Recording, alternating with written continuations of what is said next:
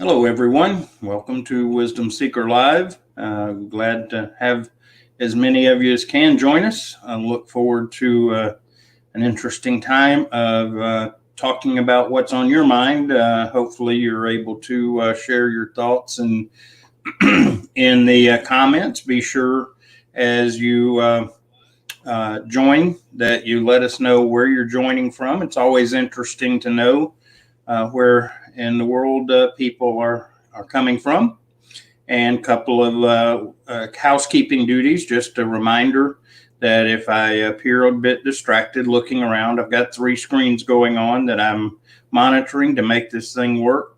And so I'm not attentive to what everyone's saying or even what I'm saying, just the necessary part of what I do. And so please don't take it personally. And then be sure, and especially today, this is about you and your questions, thoughts, and it's a kind of a open mic day. I've always got something to share, but I would rather hear from you guys, and let's talk about what's on your mind. And just as we always do to start off the podcast, I talk about what wisdom is, and wisdom's a journey. It starts with gaining knowledge and taking that knowledge and begin to apply it. And with that knowledge, gaining understanding and experience. And that means taking what we know, our knowledge, and putting it to use in real life experience and seeing how it fits and what it does for us. And then the last step in that process is, as we gain understanding, that we begin to see it from a much larger perspective, a bigger perspective than just ourselves. And most important is that we understand that the decisions we make, the understandings we gain, and the applications we use in our life don't just affect us, but they affect those around us. And so as we move forward, gain wisdom and begin to process that wisdom, it helps us. And for those of us that have a bit of a spiritual bent, like to think of it in terms of being able to see things from God's perspective, God's eyes. And that includes his perspective for us, and then his perspective of all of creation and all of us that share this space here on earth. So that's what we are about, Wisdom Journey, and glad to have you on board. Welcome, Ashfaq. Ashfaq's one of our regulars.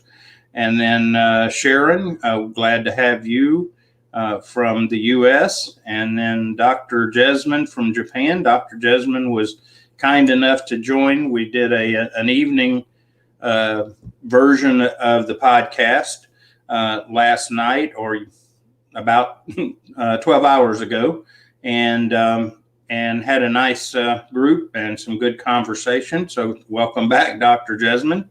And of course, Sharon is from New Jersey in the U.S.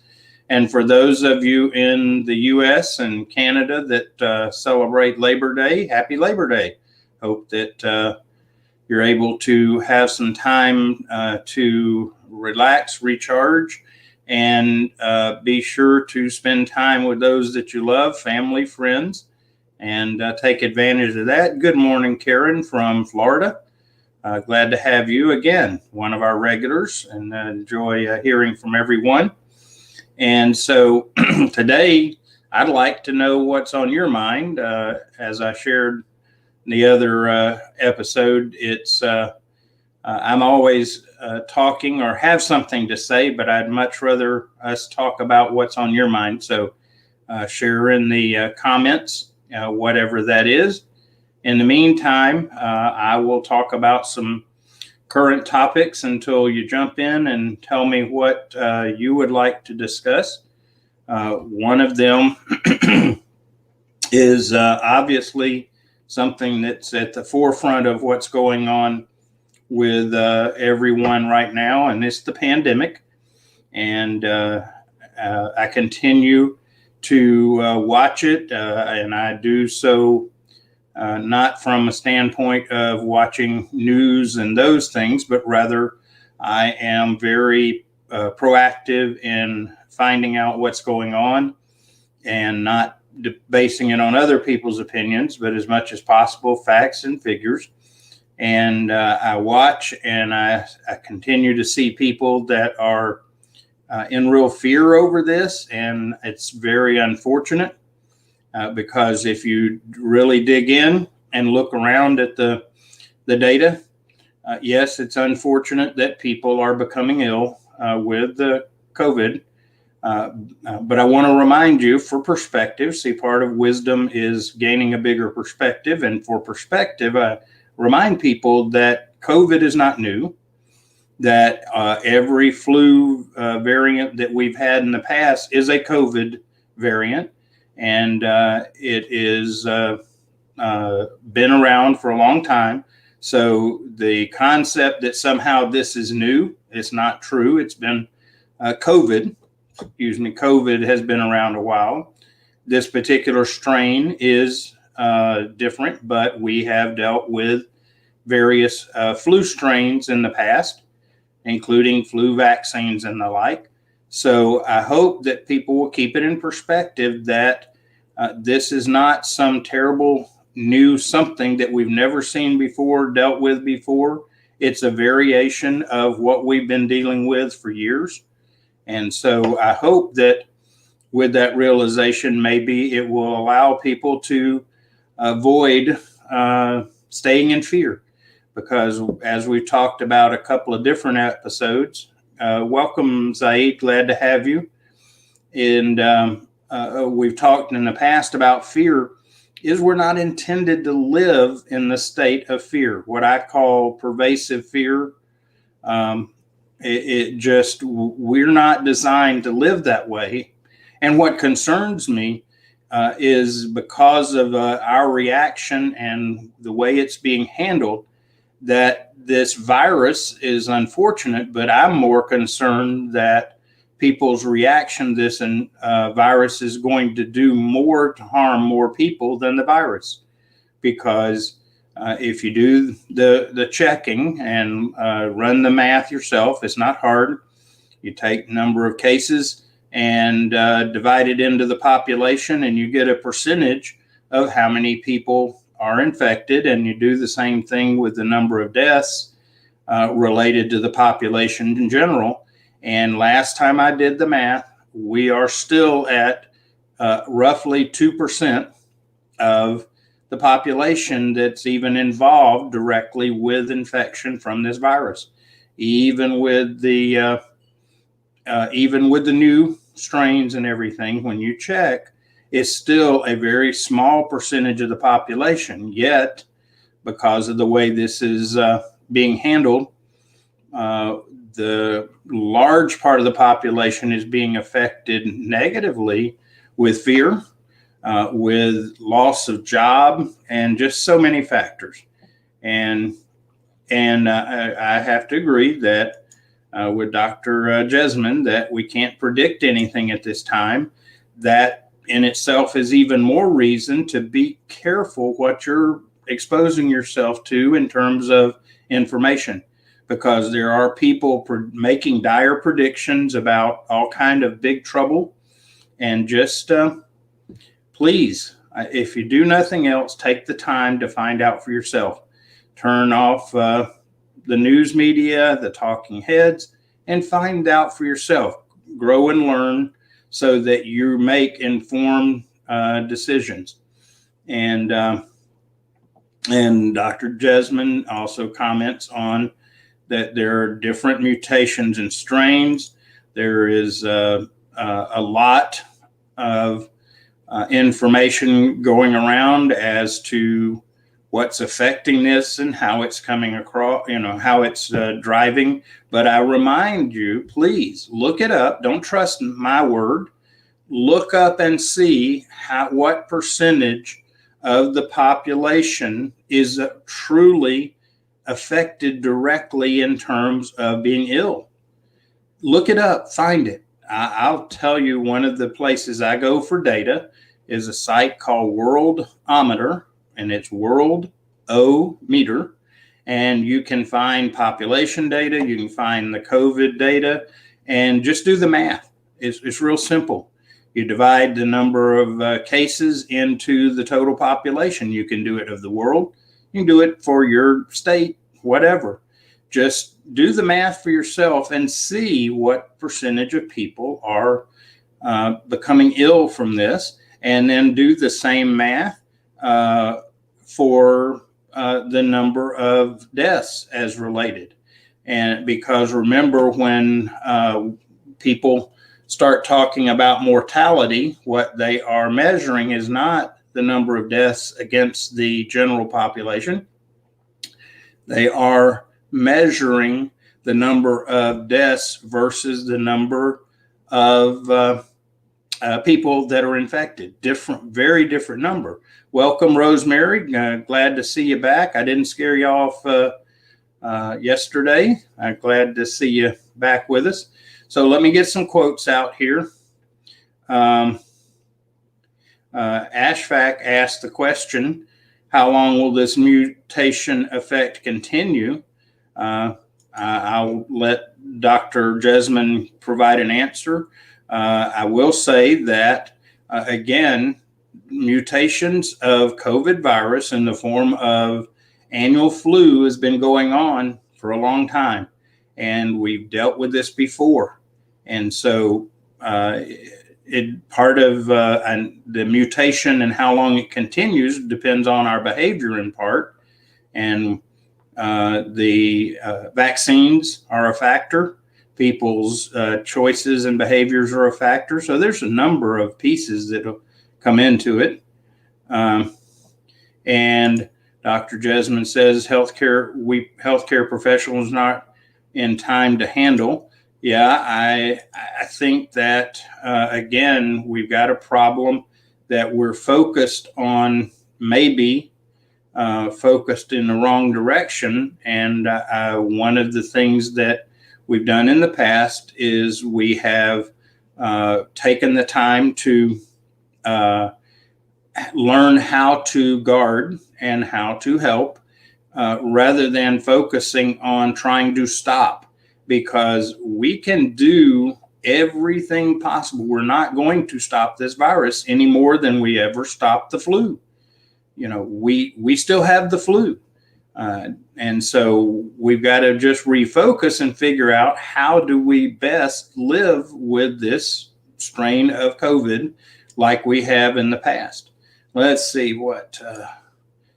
Sharon, I'm sorry, you're still showing up LinkedIn user. I promise I'm not doing that, but this is our dear friend Sharon. Says, I agree, unfortunately, that people are getting crazy again. I went to the grocery store on Friday. We were all standing in line trying to check out. There was a lady who got really upset and crazy. She started to scream at everyone not standing near her.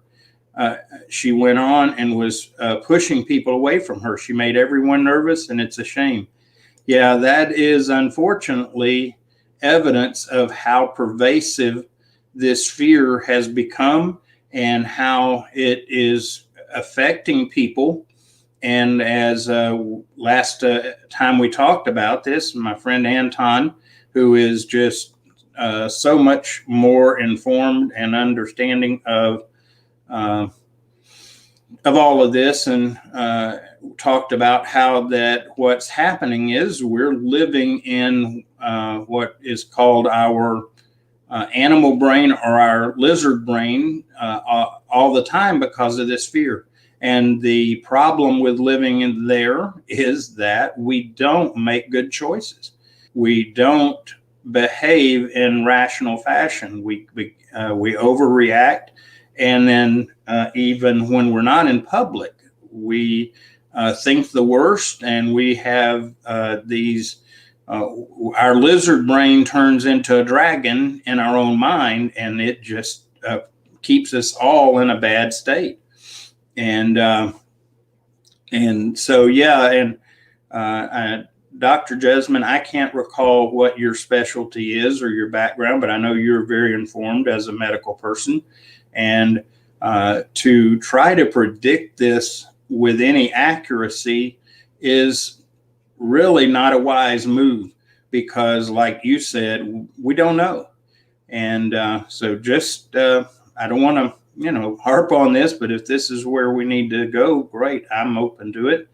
And then Zaid comments, he says, I agree with you. It's the unknown and people are really getting so upset. They're making things worse. One of the things that I will tell you, okay, I know this from a number of ways and means, but staying anxious like this, first of all, because of the effects on our immune system are going to make us more susceptible to becoming ill. Not just by the virus, but other things as well. Staying this level of anxiety and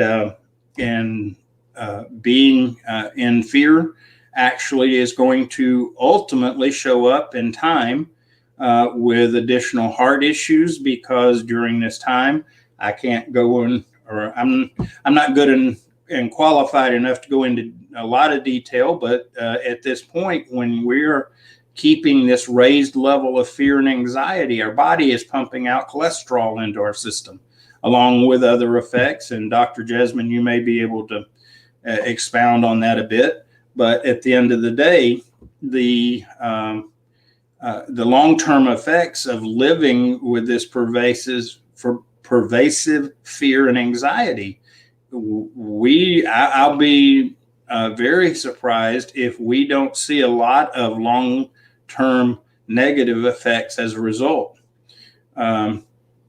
Let's see, Dr. Jesmond says, compared to other viruses, really how this virus affects vital organs still needs profiling. So they're still learning.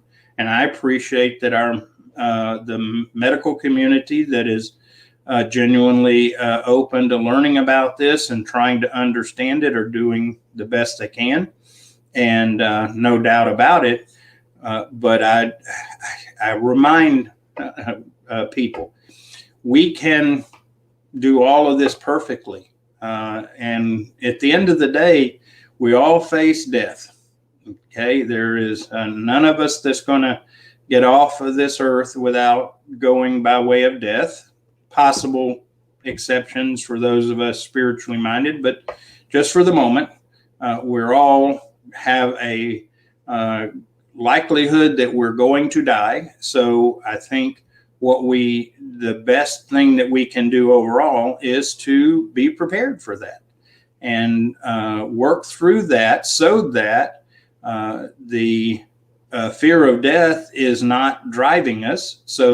Because if we always live in fear of death, we're going to have a hard time living.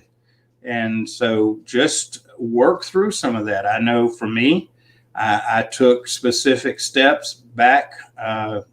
Next year next year will be 50 years ago that I took some steps that have helped me have perspective on death and how to deal with it.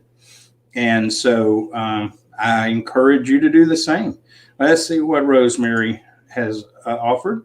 We need to learn to live with COVID and all its forms as it continues to change. We had to learn to live with AIDS and HIV. We live with bird flu. We live with polio, measles. And you're spot on, Rosemary. We can do all the right things. And I know our medical community will has worked hard to try to help deal with this. But at the end of the day, the better thing is not how to prevent it and stop it per se, but rather how to learn to make it part of our life, because it's not going away. Because if we had the capability of making a COVID virus go away, we would not be experiencing seasonal flu. And we've been dealing with that for decades. And so bring that into perspective. It is very much true, and we just got to keep it in perspective for our own well-being and our own health. Because if we don't, the worry and anxiety over it's going to hurt us more than the virus.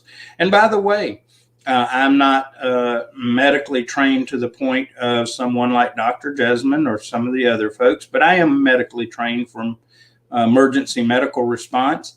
And one of the things that all medical people learn is a concept called chain of infection.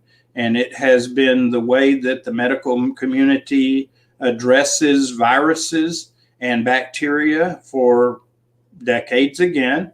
If you want to learn about it, you can go to the Centers for Disease Control site. They've got a whole page on it. But if you really want to have practical ways to begin to protect yourself, learn about chain of infection, because chain of infection is how the medical community avoids becoming infected with viruses and bacteria and so on. And if you read that and learn and operate within it, you will come a long way towards having the best protection possible. And just for the information, chain of infection doesn't involve vaccines. And I'm not saying all vaccines are bad. That's not my comment, but it's not necessary to have a vaccine to be able to protect yourself. And then in my medical training, the use of masks, frankly, we're trained when and how to use masks for what purposes.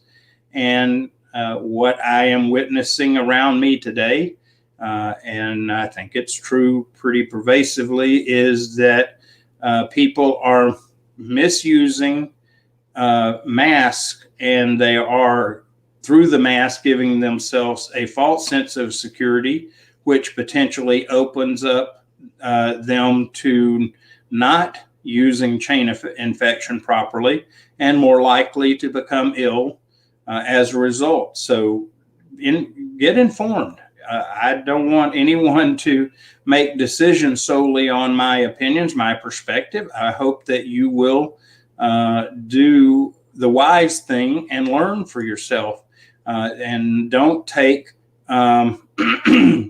everything that everybody says at face value, and frankly, especially news sources, because they have been proven to be inaccurate or off on timing and so on. And I agree, Dr. Jesmond, your comment, be positive, something will work out.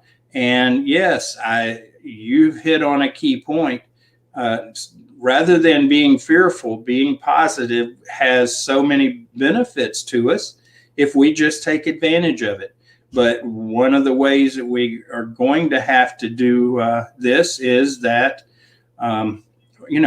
when I first started the Wisdom Seeker podcast in January, one of the things that I did is challenge people, because I believe this is a key component, not only related to the pandemic. This is just about life, is that we have to disconnect from the noise, whatever that is. We all have different noises that are in our life.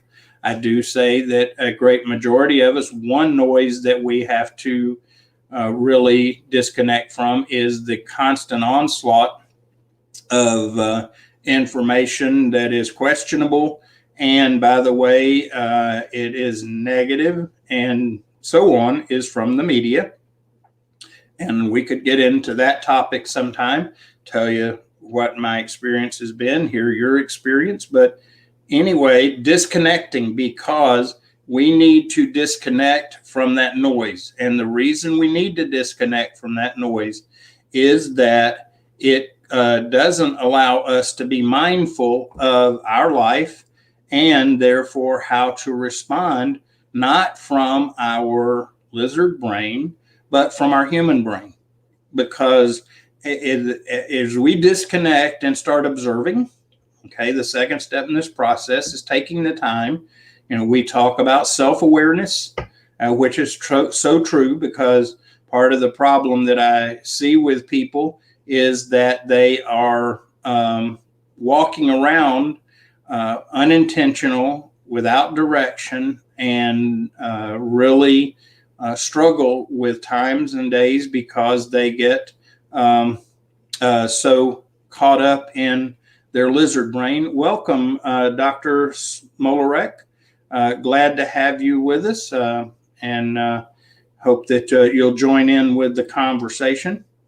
And so, the second step is observing. Be aware.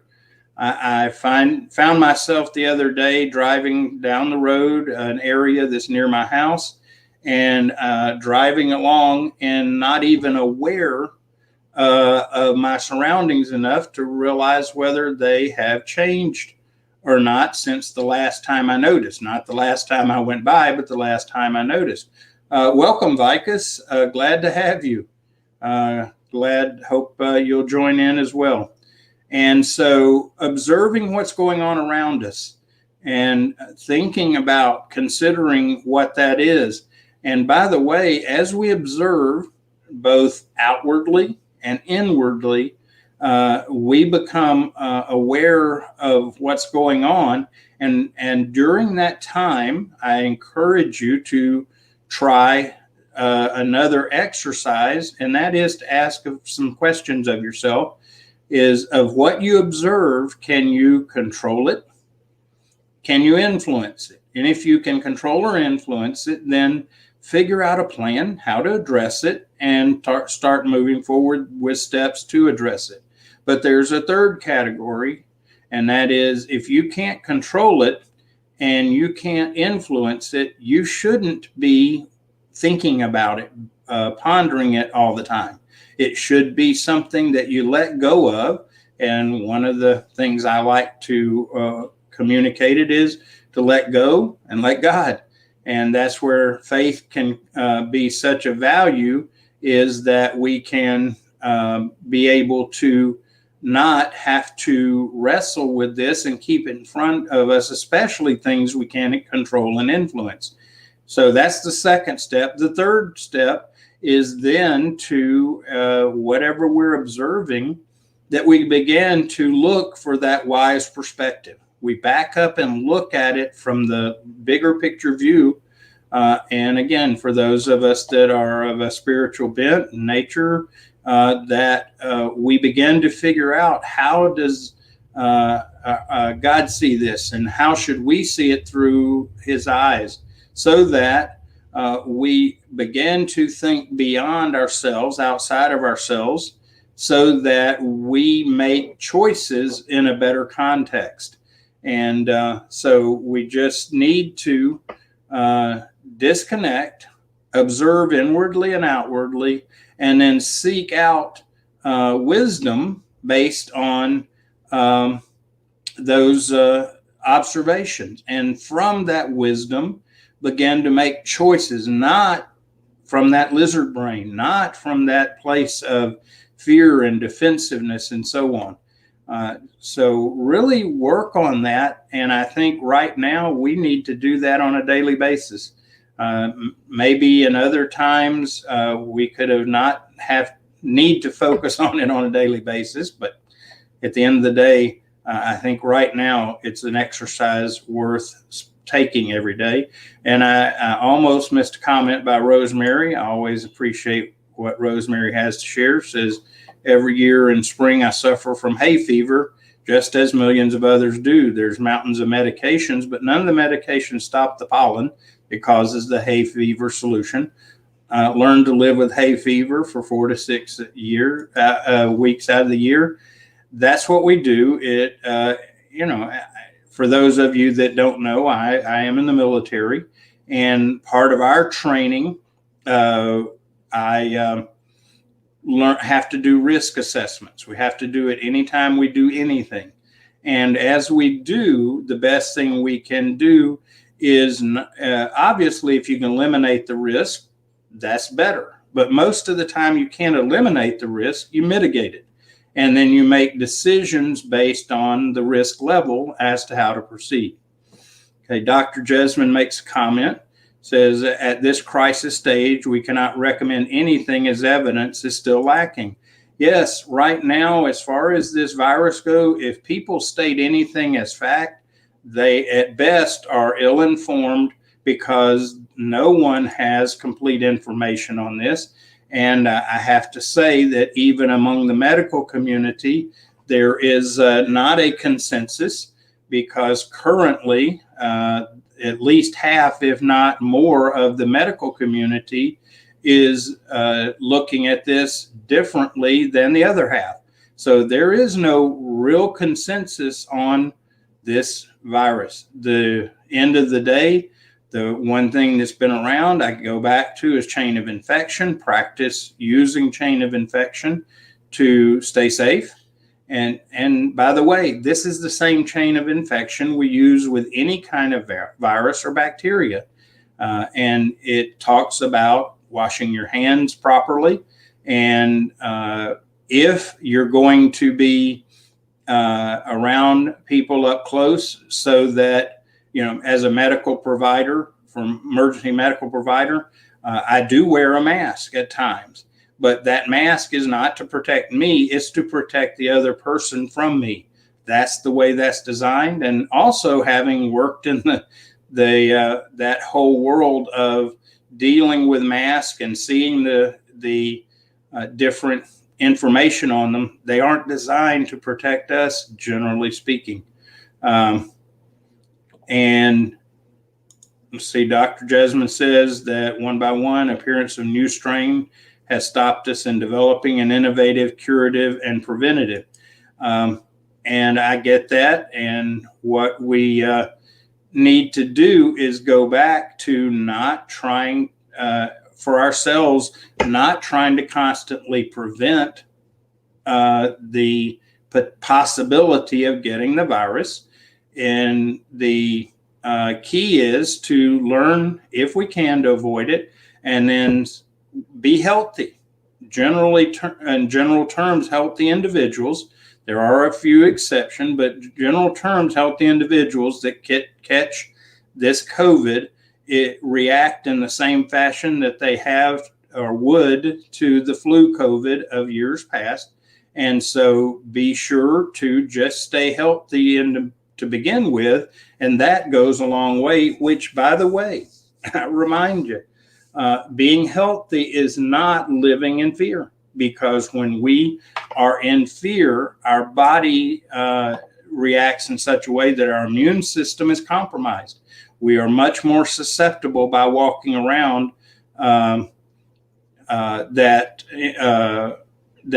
if our immune system is down, we're much more susceptible. So stay healthy in general, and get out and exercise and eat right. And if needed, take appropriate supplements. I tell you what I'm doing is currently I am making sure that I get daily vitamin D and zinc, because those are immune supporting supplements. And I guess with anything you could get crazy, but the likelihood you're going to do harm with it is small.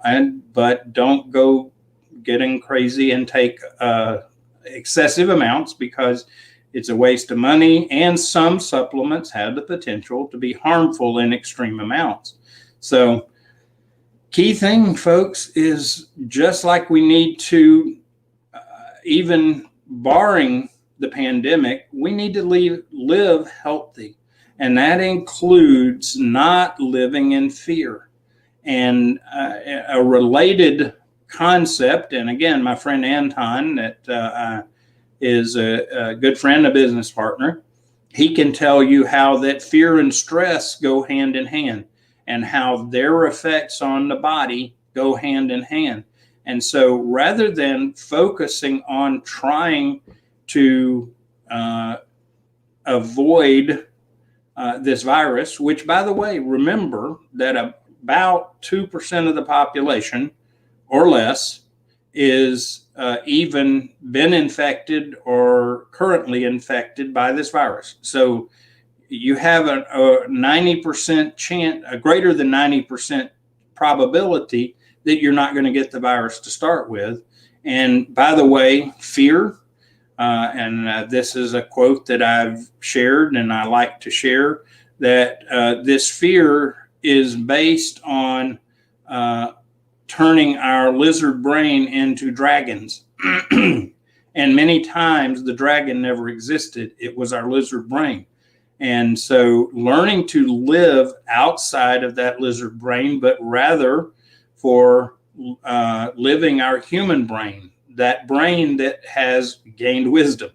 If you want to look at it a different way, part of the problem with the lizard brain is that it loses perspective, and it causes us to lose perspective. And when we don't have that perspective, we begin to affect ourselves negatively, and causes us to not be healthy even. And one of the things that I suggest that you really look at is that health is more than just a physical pursuit. It is certainly a part of being healthy is physical, but you can do all of the right things. You can be physically perfectly fit.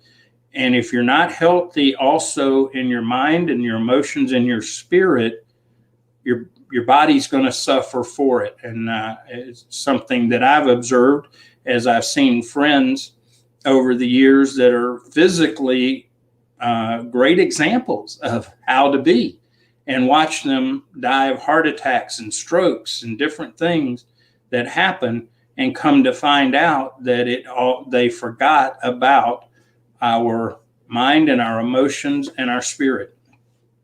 Let's see.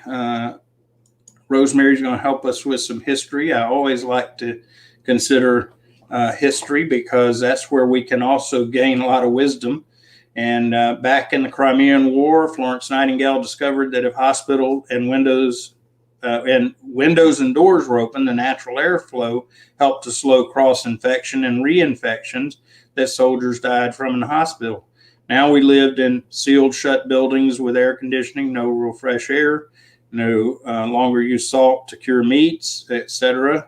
And scurvy is making its way back into society. As a person who reads science, that in other words, Rosemary's informed, but not just by other people's opinions. And so right now, that is an even more key issue, is to consider not how to prevent becoming, or not how to never become ill, because we all deal with illness. It is how to live with it in the best fashion possible. When we focus on that and accept the fact that this virus is here, it changes our mindset and our behaviors. And Dr. Smolarek makes a comment: body, mind, and soul together is integrity. By all means, it is such a critical part. When we talk about balance in our life, it can't just be balance in our eating. It can't just be balance in other ways. It's got to be total balance of our whole being. And we just got to learn and do what you need to do, not to be driven by fear right now. Boy, I really, again, I am so concerned about the long-term effects of the fear. This virus is going to be around. It's going to affect a percentage of us, as it has throughout history. And we need to not try to find a way to say it won't happen to us per se, but rather be prepared for the possibility it could happen. And by the way, again, look this up. Don't just believe what I tell you, but the survivability percentage-wise, per capita-wise, of the COVID virus is very high. Look at the numbers. The survivability of this is remarkably high. People are being led to believe that this is going to kill all of these people. Yes, we have seen deaths from it. That is without a doubt. But even that, remember, as well as our medical community works, they can't say for sure if someone is in their dying states and they have multiple disease going on in their body. They cannot, with complete accuracy and factually, say it was because of one of those things only. At the end of the day, most of us will potentially die from a variety of illnesses because our body gets tired and it's going to give up. And that's part of life. And that's why I go back to something I commented earlier. Death's coming for us. So the key is figure out how to prepare for that and prepare to a point that we don't fear dying, that we can live life knowing that one day we will die, and then be able to live more freely and with more joy. Because if we're always living in fear of something we know is going to happen, then we don't do much of living in the time we have. We get our focus off, and so we just need to change our focus. And yes, what you say is true, Dr. Jesmond, that comorbidities is a factor in how susceptible people are to succumbing to this virus. In fact, I have been classified as, because of my age and the fact that I have over the years dealt with high blood pressure, I'm considered at high risk theoretically. And even in my military, my duties were limited because of this high risk. And by the way, just so people, I hope, that sometimes my comments come across as insensitive, and I hope you will understand that I hate to see any suffering. Don't want to see people have to suffer, but we do. We're going to, and learning to embrace it. But at the end of the day, excuse me, we've got to face it. And so you know that I don't speak from lack of knowledge. I have personally had the COVID virus. Unfortunately, it was as a result of a coworker being with us at our work and not informing people that they were positive for COVID, because when in that situation, we respond differently and react differently. And as a result, I ended up with COVID. And it was, for me, and I know it varies depending on the person, but even me, with the comorbidities and higher risk that have been identified, it was really no more than a mild cold. And had it not been for all of the hysteria around it and everything, I would have just done what I normally do with a cold, increase my vitamins and take care of myself and help my body to work through and overcome it and grow stronger.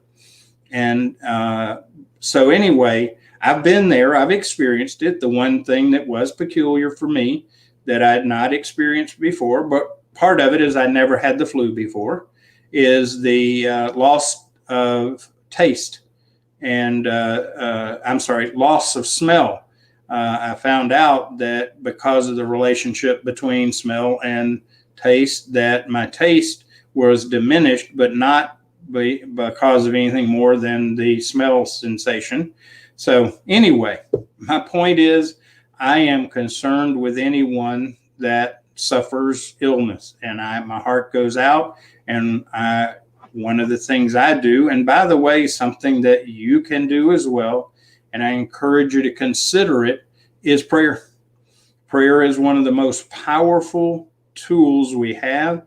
And what's real interesting is that there is a body of science that has begun to understand the value of prayer, not just in spiritual, mental, emotional terms, but how it affects us physically. So just encourage you to add that as part of your your information or your approach, because it can be very, very helpful. Rosemary comments, the nightly 6 p.m. news tells us number of people who have died, yet they don't speak of comorbidity. They also don't speak of it in terms of percentages. And that's one of the things that truly troubles me with our current news media. They do not put the information they are sharing in the context of what's going on and what is true. And let's see, Dr. Jesmond says infection severity is higher and the recovery time is higher if you have risk factors. It's what I hear, but I will tell you again, disconnect, observe, and gain wisdom. I've had people, a dear friend of mine that was in the hospital for another problem, contracted COVID there, and given his health conditions, I was truly concerned and even considered how I was going to get to visit him, because based on comorbidities and considerations, he would have been a high likelihood to have succumbed to the virus. Pan forward or look forward into what has really happened. He was hospitalized an additional 3 days, and he is recovered from the virus to this day, even with the comorbidity. So yes, they are a factor, but they are not a condemnation if you get the virus. This is the kind of information that I hope you will seek out for yourself, because part of taking our knowledge and our experience and transitioning it to wisdom is getting that perspective. And that perspective is something you need to be very intentional about in order to gain that wisdom. And from wisdom, by the way, the wiser you get, the less likely you are to be driven by this fear and the unknown. And so I really pray and encourage that we all spend time seeking out the wisdom, knowing the information. Don't base it on other people's opinions. You can, especially with the internet and Google and all of the other search engines and everything, you can find the information if you take the time. Hey, I'm not the brightest guy in the world, and I'm able to do it. And so really encourage you to find out the facts, find out information and come to your conclusion of what facts are. And it will vary greatly. Dr. Jesmond recommends going to the World Health Organization homepage. It's certainly a form of information, but I would not rely solely on that either. I would cross-reference, I would check CDC. Again, if you're just looking for pure data, go to Worldometer and look at populations versus infections, and they talk about how many have been tested. I haven't looked to see if they have added percentages of vaccinated, but be informed for yourself. Don't trust other people. Get opinions. It's okay. The last opinion I want is any news source, because, by the way, they have a self-interest involved in this fear because it sells news. It brings people to be subscribers. So when you look at that and consider that as a possibility, that makes that source questionable in my mind. You have to make that choice for yourself. Rosemary comments, we actually have no idea as to how many people have had COVID simply because they aren't ill enough to go to their doctor. In fact, what now new data that's coming out suggests that this COVID has been around prior to when we declared it a pandemic. The way they do this is check for antibodies. That's the way we test for any immunity. And what they're finding is a lot of people that never knew it, and many that may have had little or no symptoms, have that antibody present in them.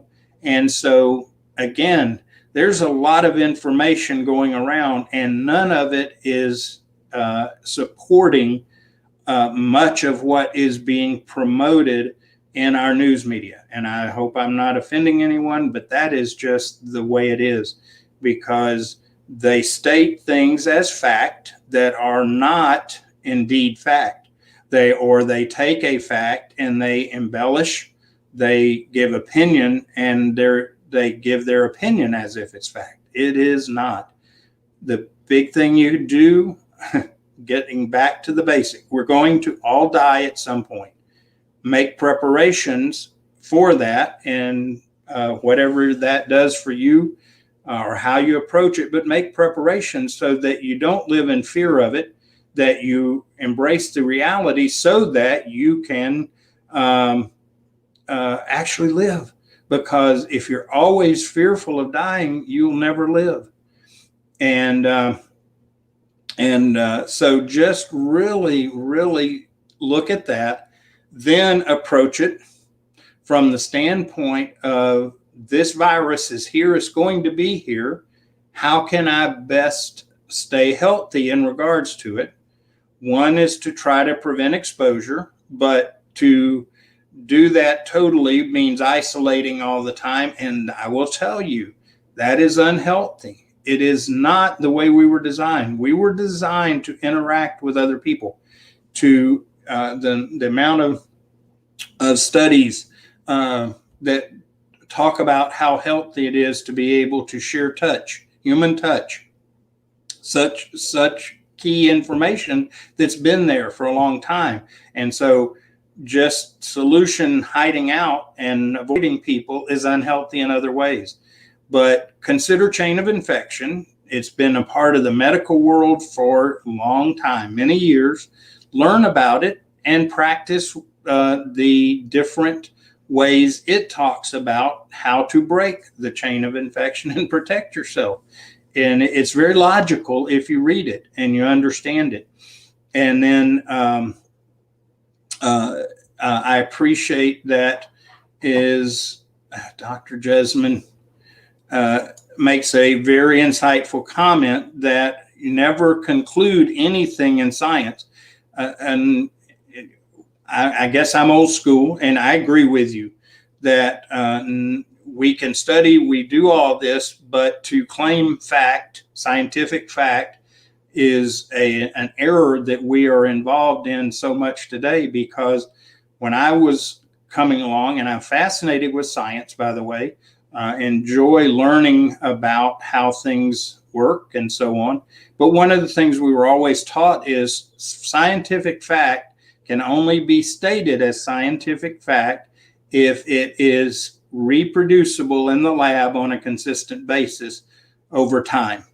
And otherwise, it may be great theory, it may be a great hypothesis, whatever, but fact has to be something that can be reproduced consistently over time in the laboratory. When it takes out other factors. And by the way, in terms of this virus, there are a lot of factors involved.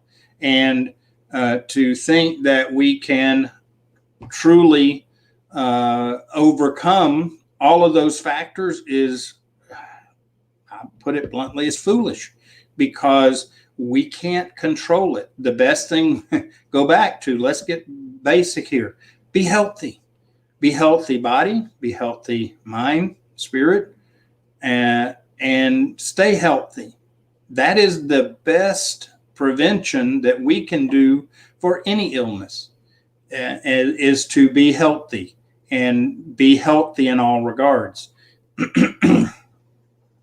And Rosemary comments that one conclusion for science is that they got to learn more before they can make any statements as fact.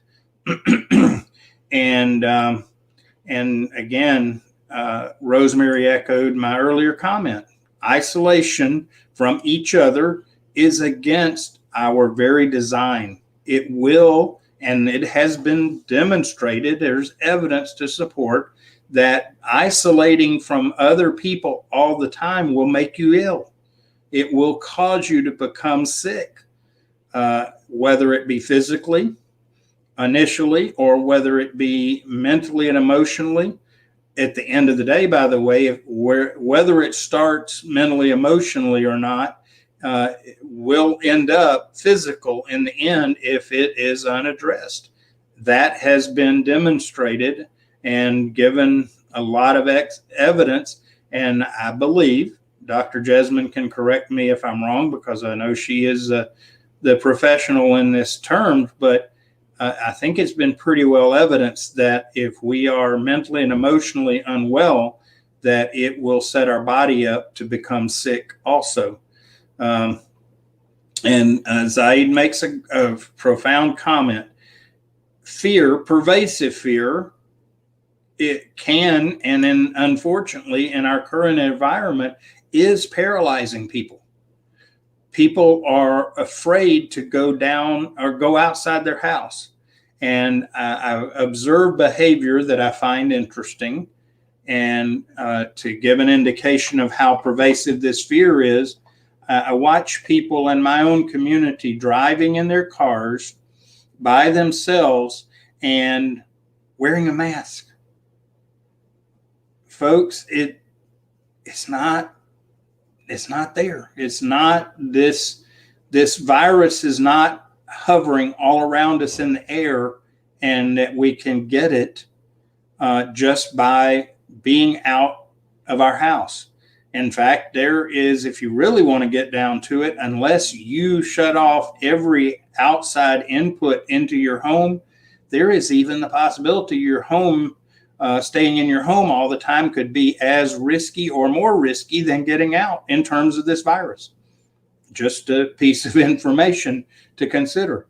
The key is, I've a long time ago, even before I'd gotten the virus, said, there's a possibility I'm going to get it. And if I do, worst that it can do to me is kill me. And I'm prepared for that as well. Not looking to die, but I'm ready if that happens, because at some point we're all going to, so ready to go. Otherwise, if I get it, I'm going to deal with it. And if it doesn't kill me, as the old saying goes, what doesn't kill you makes you stronger. Our body has an opportunity at that point to build immunity, to learn how to deal with this. It's the beauty of how we're created. Our bodies are truly marvelous, that it becomes its own healer by design, and it will develop its own protection and so on. So just for goodness sakes, folks, don't live in fear. Fear that paralyzes is unhealthy. And I will pretty much guarantee you, if you live in this state of fear all the time, it's going to bring an early death to anyone that does. It will assuredly keep us from living life with the time that we do have. And that is sad and unfortunate, because we aren't designed to live in that fashion. We're designed to live in an abundant way with other human beings and do so throughout our life. And just so important.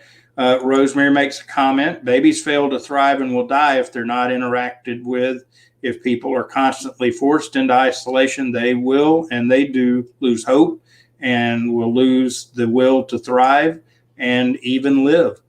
So that is so true. The amount of evidence out there about isolating babies. I know for a long time, especially at-risk babies were isolated and tried to cut all the exposure to any viruses, bacteria, and so on, to the point that the baby didn't get their touch from their parents, especially, but humans, period.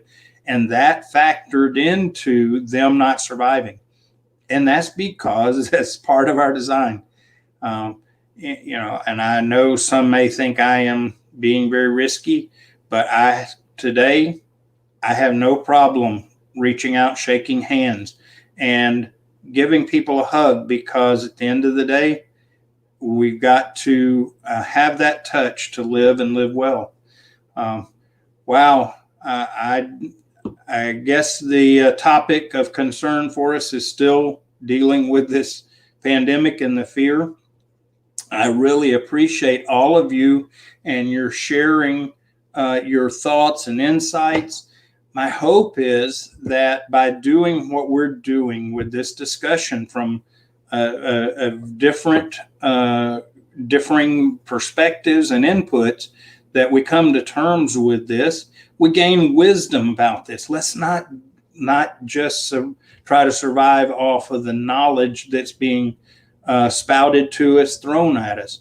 Take it to a level of understanding and wisdom so that we can begin to live the way we're designed to.